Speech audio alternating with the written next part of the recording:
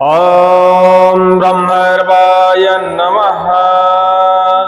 ॐ हानु हानु हानु हनुमते नमः। ॐ काली काली महाकाली कालिके परमेश्वरी सर्वानंदकरी देवी नारायणी नमस्तुते। ॐ ह्रीं ह्रीं श्रीं ह्रीं ह्रीं प्रें ह्रीं ॐ क्लीं मूर्ति शारदे ममकार सिद्ध गुरु गुरु नमः। सभी लोगों को जय श्री राम, जय हनुमान जी महाराज की। आज हम आपको काल रूप करिया भैरव एक शावर मंत्र है जिसका विधि विधान अपने इस वीडियो में बताने वाले हैं। देखिए, भैरव महाराज काल पे कंट्रोल करने वाले होते हैं और भैरव महाराज बड़े ही उग्र देव माने जाते हैं। खासकर भूत प्रेत बाधा, शत्रु बाधा, तंत्र बाधा जैसी समस्याओं से छुटकारा पाने के लिए आप भैरव महाराज के मंत्रों का प्रयोग कर सकते हैं। भैरव महाराज निर्णय के देवता भी माने जाते हैं। जहां भी गलत होता है, जहां भी आपके साथ अत्याचार होता है, जहां भी आपके पीठ पीछे घात होता है, ऐसे जगह में यदि भैरव महाराज के मंत्र का हम प्रयोग करते हैं तो घात पहुंचाने वाला चाहे भूत हो, प्रेत हो या हमारा जिंदा शत्रु हो, सभी को दंड मिलता है भैरव महाराज के मंत्र के प्रभाव से। भैरव महाराज का यह मंत्र आप समस्त प्रकार की भूत प्रेत बाधा, चंडाल की बाधा, मरघट के मशान या जितने भी प्रकार के 84 मशान होते हैं, सभी प्रकार की बाधाओं में इस मंत्र का झाड़े के रूप में आप प्रयोग कर सकते हैं। मारण मूठ जैसी समस्याओं से परेशान है, तंत्र मंत्र काला जादू टोना की समस्या से परेशान है, तो इस मंत्र से आप तुरंत ही मारण मूठ जैसी बाधा को पलटा सकते हैं। जो भी हमारे ऊपर मारण मूठ बाधा का प्रयोग करता है, घात करता है, वह बाधा उसी के ऊपर पलट जाती है। थोड़ी सी सामग्री की जरूरत पड़ती है, थोड़े से विधि विधान की जरूरत भी पड़ती है।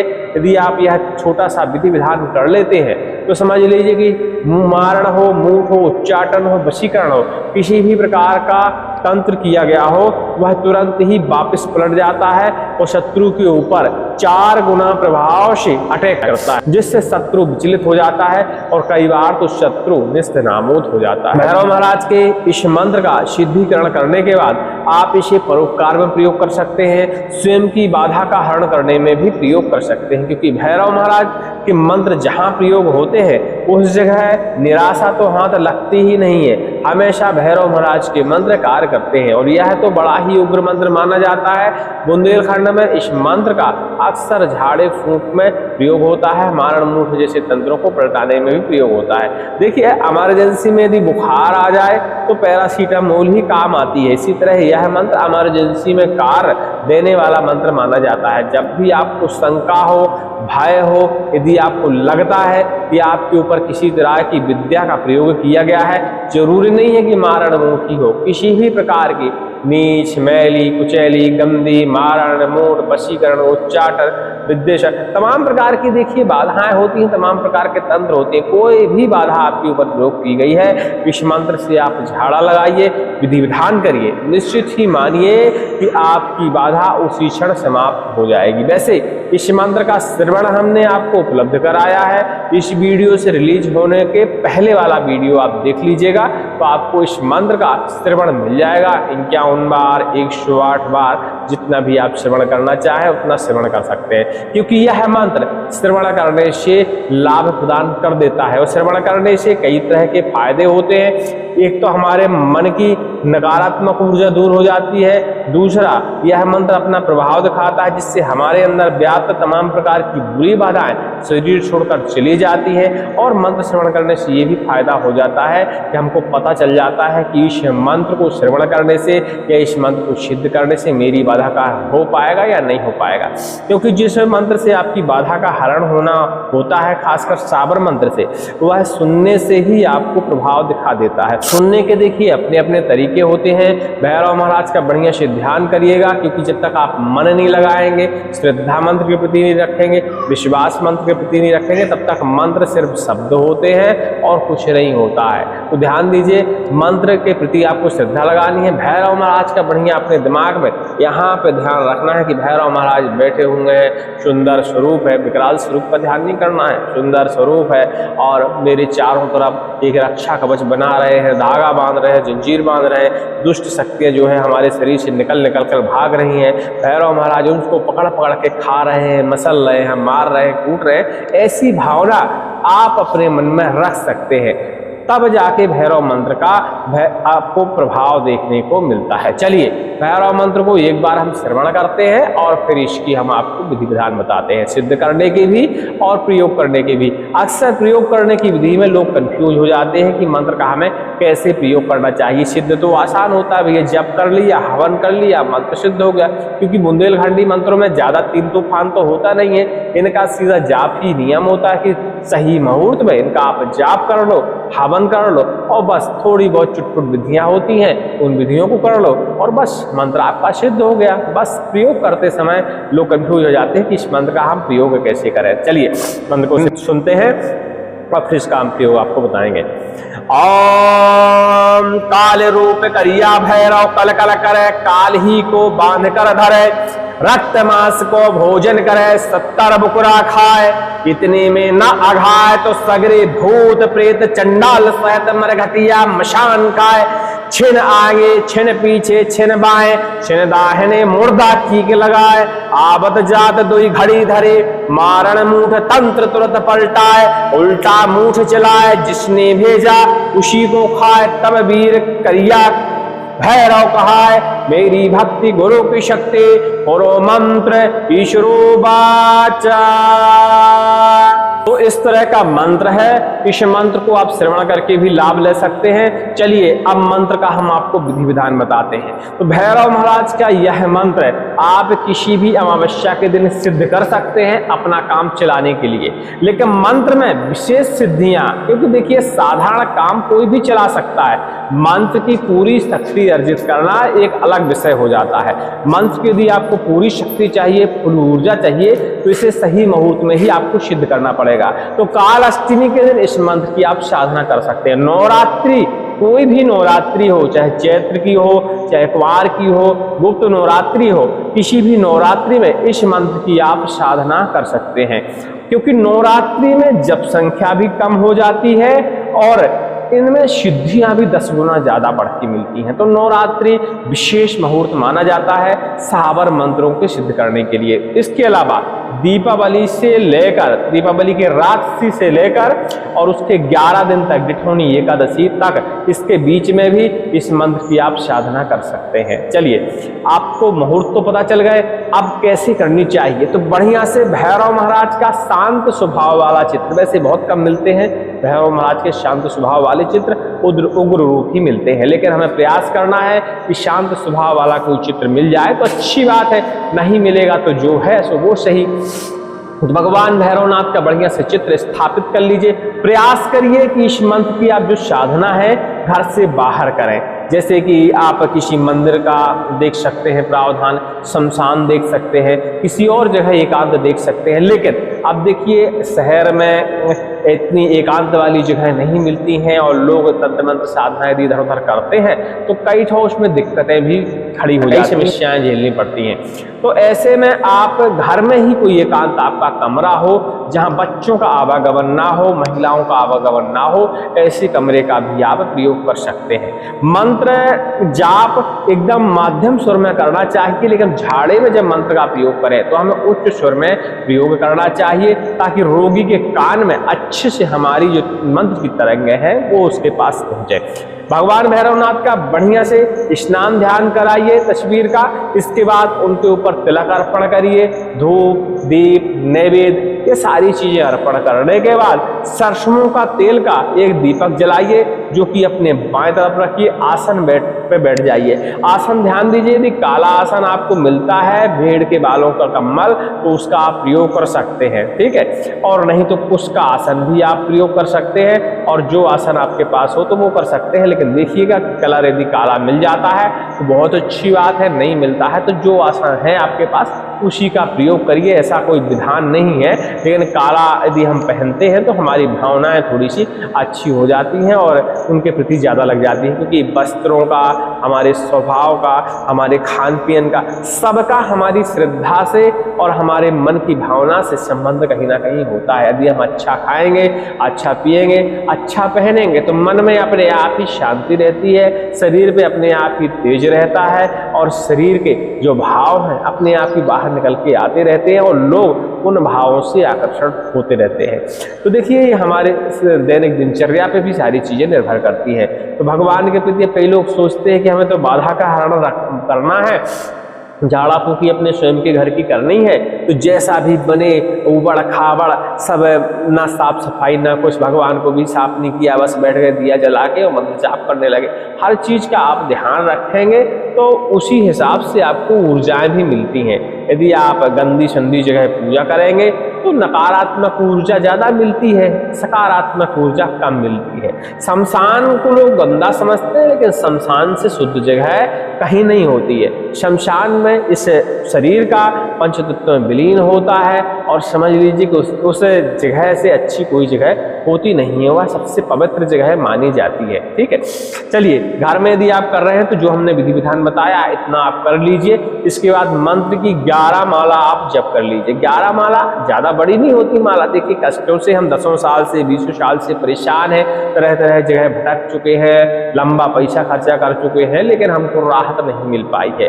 तो देखिए इसमें एक दिन का समय लगता है पूरे विधि विधान करने में, तो एक दिन खर्च कर दीजिए, पूरी जिंदगी के तकलीफों से तो अच्छा है। तो बढ़िया से इसकी 11 माला जप करिए, 3 से 4 घंटे आपको लग सकता है 11 माला इसकी जप करने में। आपकी स्पीड अच्छी है और आप भड़ाभड़ पढ़ते हैं तो भैया जल्दी हो सकता है, लेकिन भड़ाभड़ पढ़ने की जरूरत नहीं पड़ती, क्योंकि भड़ाभड़ पढ़ने में सिर्फ हमारी संख्या काउंट होती है, मंत्र में ऊर्जा नहीं मिल पाती। मंत्र की ऊर्जा पाने के लिए जब तो हम करें, लेकिन ध्यान हमारा टूटने ना पाए। भैरव महाराज का ध्यान हमारे दिमाग के अंदर एकदम बसा रहे, हम सुखासन में एकदम बैठे, शरीर को तकलीफ ना हो और एकदम ध्यान बना रहे। उसके बाद आप जापन करें बढ़िया से, धीरे धीरे आराम से, उसमें अच्छी ऊर्जा आपको मिल जाती है, मन भी शुद्ध हो जाता है और भैरव महाराज भी प्रसन्न हो जाते हैं, क्योंकि उनको लगता है कि तुम सच्ची श्रद्धा से हमारे मंत्र का जापन कर रहे हो, ठीक है।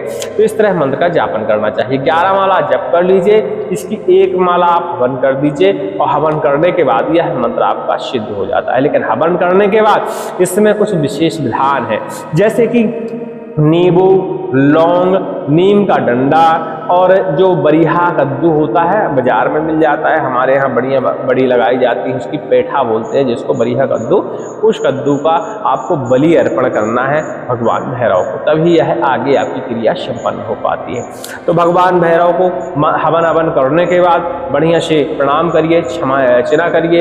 इसके बाद नींबू लीजिए, नींबू भगवान भैरव को अर्पण कर दीजिए 1 ठो। इसके बाद लौंग अर्पण कर दीजिए, 5 सुपारी अर्पण कर दीजिए। अब बरिहा कद्दू ले आइए, तो बरिहा कद्दू को काले कपड़े के ऊपर बढ़िया से बिछा दीजिए। भैरव महाराज का नाम लेते हुए, उनका ध्यान करते हुए हल्दी, चावल, रोली से बढ़िया से तिलक कर दीजिए कद्दू का, और बढ़िया से एक धारदार हथियार से भैरव महाराज का ध्यान करते हुए मदरा की धार उस कद्दू के ऊपर अर्पण करते हुए उसके बढ़िया से 2 टुकड़े बीच से कर दीजिए। 2 टुकड़ों करने के बाद जिस तरफ डंठल होता है उस तरफ वाले टुकड़े के ऊपर बढ़िया से, जैसे आप ये हमारा कद्दू हो गया, बरिहा हो गया, तो उसको 2 टुकड़े कटेंगे तो यहाँ वाला डंठल है तो इस वाले पर बढ़िया से सिंदूर पोतकर भैरव महाराज की तस्वीर के सामने रख दीजिए। और जो दूसरा हिस्सा है, क्योंकि 2 टुकड़े हुए हैं उसके, तो उसके फिर अलग से 4 टुकड़े करके अलग अलग 4 दिशाओं में उनको आप फेंक दीजिए या रख दीजिए कहीं बाहर घर के। उन टुकड़ों को बाहर रखा जाता है, घर के अंदर नहीं रखा जाता, ठीक है। तो चारों दिशाओं में आप उसको रख सकते हैं। ऐसा करते ही भैरव महाराज की इस मंत्र का जो विधान है वह पूरा हो जाता है और इस मंत्र में सिद्धि मिल जाती है। कई बार बीच में इस मंत्र में कुछ लक्षण उभर के आते हैं, जैसे यदि आप अच्छा खासा ध्यान लगा के मंत्र का जापन करते हैं तो भैरव महाराज की जो आस है वह आपके सामने कभी कभी प्रकट हो जाती है। तो ऐसे में डरना घबराना ये बुरी बात है। बिल्कुल आप निश्चिंत होकर कि भैरव महाराज है, भगवान है, ईश्वर है, हमको उनकी भक्ति कर रहे हैं, हमारा भला क्या नुकसान करेंगे वो, ठीक है। और यह शरीर उन्हीं का तो दिया हुआ है, सब उन्हीं को समर्पित है। बढ़िया से प्रार्थना करते हुए और बढ़िया से कोई डरने की बात नहीं, अपने मंत्र में आप लगे रहिए। हाँ, लेकिन जिनको सवारी भैया आती है ऐसे लोग थोड़ा सा अपनी चोटी में चंडी मंत्र से, नारसिंह मंत्र से, ऐसे बहुत सारे हमारे चैनल का मंत्र है, उनको पढ़ते हुए शिखा में बढ़िया से 3 गांठ कम से कम लगा के ही पूजन में आप बैठिएगा, ठीक है। 3 गांठ लगा लीजिएगा इसमें और उसके बाद ही पूजन में बैठिएगा। लेकिन मंत्र के जापन करने से पहले सुनिश्चित करिएगा कि आपने कवच जो है धारण किया हुआ है कि नहीं किया हुआ है। कवच आप हमारे यहाँ से मंगवा भी सकते हैं और नहीं मंगवाना चाहते तो कवच बनाने का हमने वीडियो अपने चैनल पे डाल रखा है।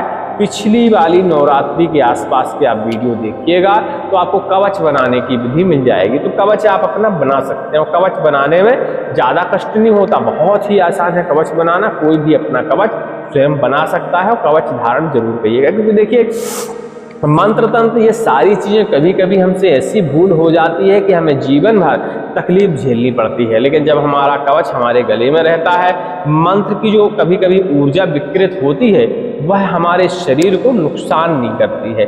इसके अलावा आप चाहें तो घर वालों को भी कवच प्रदान कर सकते हैं स्वयं बनाकर। तो ये सब चीज़ें कर लिया करिए। यदि घर में ही कर रहे हैं, बाहर नहीं कर रहे हैं, तो घर के हर सदस्य के पास एक कवच होना चाहिए। वैसे सुरक्षा मंत्र है, कभी भी नुकसान नहीं करता है, लेकिन फिर भी अपनी सेफ्टी के लिए आपको कवच धारण करना अनिवार्य है। चलिए, मंत्र का विधि विधान तो आप समझ गए हैं। अब चलते हैं इस मंत्र का हमको प्रयोग कैसे करना चाहिए। तो हमने बताया नींबू, लौंग, नीम की दाल, सांगीन, ये सारी चीज़ें आप अपने पास रख सकते हैं और इन्हीं सब चीज़ों से आपको झाड़ा लगाना है। सर्वप्रथम तो आपको नींबू से झाड़ा लगाना है। नींबू अपने दाहिने हाथ में लेना है, मंत्र का पाठन करना है। और जो भी रोगी हो, चाहे आप स्वयं रोगी हो तो कोई दिक्कत नहीं, आप अपना स्वयं का भी झाड़ा कर सकते हैं। तो अपने दाहिने हाथ में नींबू ले लीजिए, मंत्र का पाठन करिए, 1 से लेके 11 बार, 21 बार तक पाठन करिए। उल्टा उतारिए अपने सिर के ऊपर से, उल्टा नींबू उतारना है, सीधा नहीं उतारना।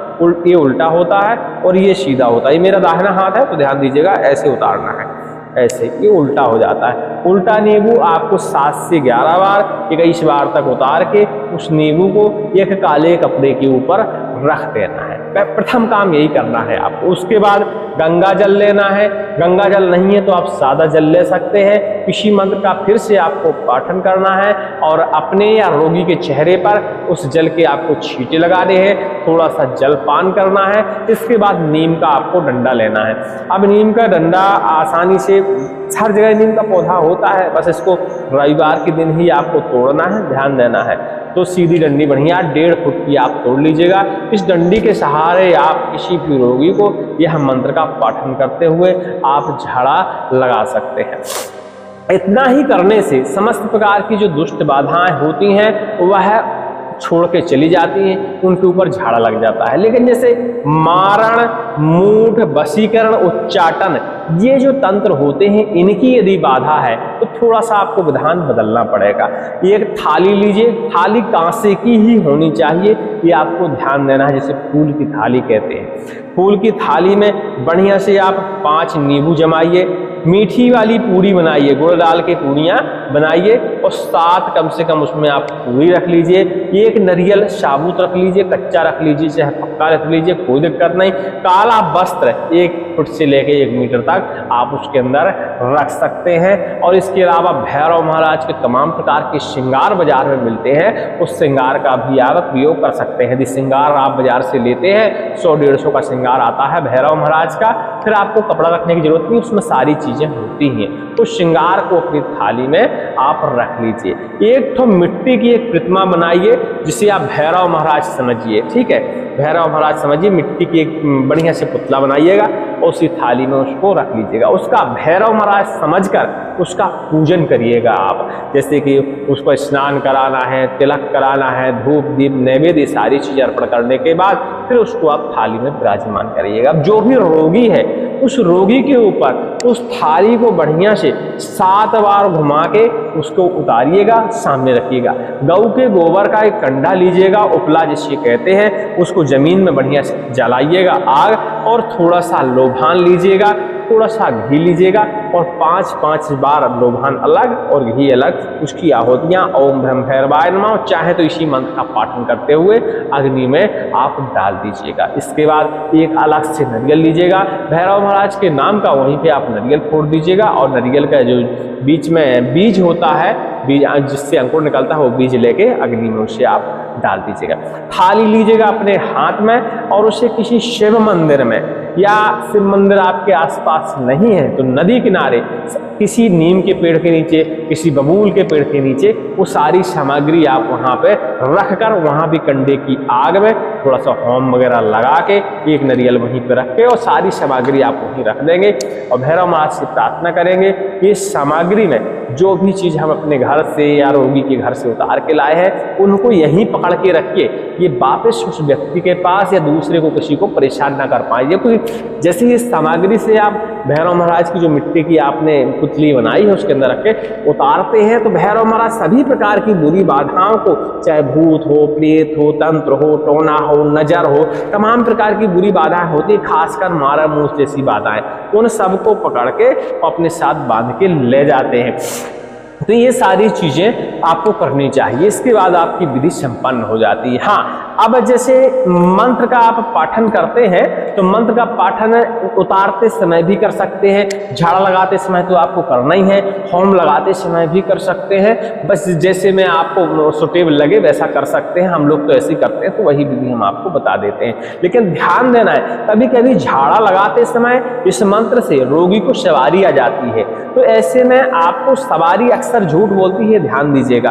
प्रेतों की, मशान की, तमाम प्रकार की सवारियां होती हैं, डायन डाकनी साकनी की, अक्सर ये सवारी झूठ बोला करती हैं, तो विश्वास करने की जरूरत ही नहीं है। आपको तो सीधा अपना निराकरण चाहिए, तो आपको तो सीधा निदान करना है। तो सर्वप्रथम आप नींबू से उतारा करिए, झाड़ा लगाइए, इसके बाद एक थाली से आप बढ़िया से उतारा कर दीजिए। वो जो बोलता है बोलने दीजिए, कोई मतलब नहीं है। जैसे ही आप उतारा करेंगे सारी बाधाएं उस थाली में सिमट के बंध जाएंगी और आप ले जाके उसे बाहर कहीं छोड़ दीजिएगा, जैसी हमने जगह बताई है। इसके अलावा आप प्रार्थना भी कर सकते हैं उस थाली के साथ हाथ में करते हुए, जिसने यह बाधा भेजी हो भैरव महाराज, उसी के पास से सारी चीज़ें, सारी विद्याएं उसी के पास वापस लौट के चली जाएं और जितना हम परेशान हुए इससे 4 गुना भैया वो परेशान हो जाए, ऐसी आप प्रार्थना भी कर सकते हैं। और उस थाली को आप जाके एकांत में कहीं रख दीजिए, जैसे नीम का पेड़, बबूल का पेड़ नदी किनारे या शिव जी के मंदिर के पीछे, सामने नहीं पीछे रख सकते हैं, ठीक है। ऐसा आप करके उस थाली को वहाँ छोड़ के चले आइए।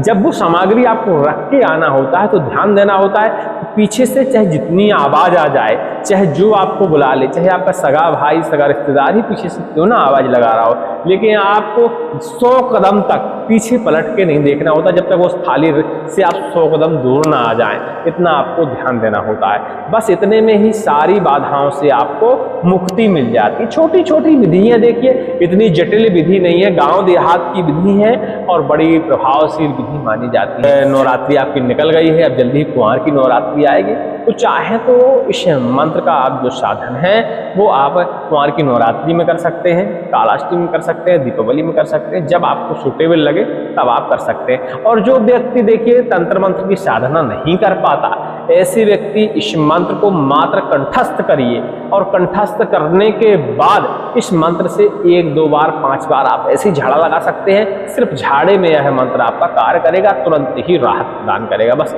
मंत्र आपका कंठस्थ होना चाहिए, ये आपको ध्यान देना है। तो आप पानी के सहारे, नींबू के सहारे, नीम की डंडी के सहारे आप झाड़ा लगा सकते हैं, तुरंत ही मंत्र कार्य करेगा। जिससे नजर दोष हो गया, टोना टोटका की बाधा हो गई, भूत प्रेत, डाकनी साकनी, चुड़ैल जैसी बाधाएं हो गई, इमरजेंसी है तो इस मंत्र का आप बिना सिद्ध किए हुए भी झाड़ा लगाएंगे, मंत्र पूरा याद कर लीजिएगा तो आपका यह मंत्र उस क्षण कार्य कर जाएगा। लेकिन पूरी ऊर्जा पाने के लिए आप इस मंत्र का पूरा विधि विधान करिएगा तो आपको पूरी ऊर्जा मिलेगी। और जितना इस मंत्र का आप परोपकार में प्रयोग करेंगे, दूसरों का भला करेंगे, उतनी ही इस मंत्र की शक्ति बढ़ती रहेगी। सभी को जय श्री राम। जय हनुमान जी महाराज।